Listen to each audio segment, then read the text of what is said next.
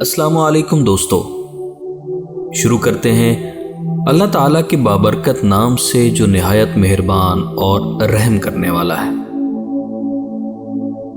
दोस्तों, एक दफ़ा एक बेटे ने अपने बाप से पूछा, पापा ये कामयाब जिंदगी क्या होती है? वालिद ने बेटे की तरफ देखा और बोला कि चलो आओ पतंग उड़ाने चलते हैं।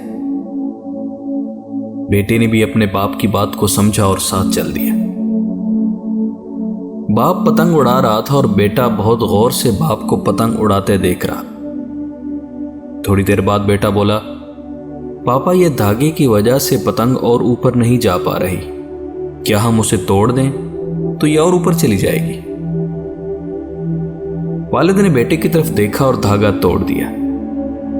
पतंग थोड़ा सा और ऊपर गई और उसके बाद लहराकर नीचे आई और दूर अनजान जगह पर जाकर गिर गई। तब बाप ने बेटे को जिंदगी का फलसफा समझाया।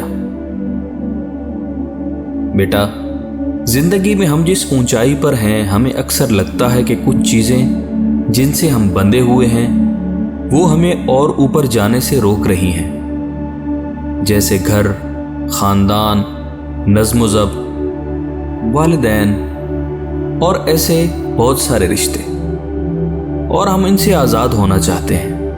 हालांकि असल में यही वो धागे होते हैं जो हमें उस ऊंचाई पर बना के रखते हैं। इन धागों के बगैर हम एक बार तो ऊपर जाएंगे, लेकिन बाद में हमारा वही हशर होगा जो बिन धागे के एक पतंग का हुआ।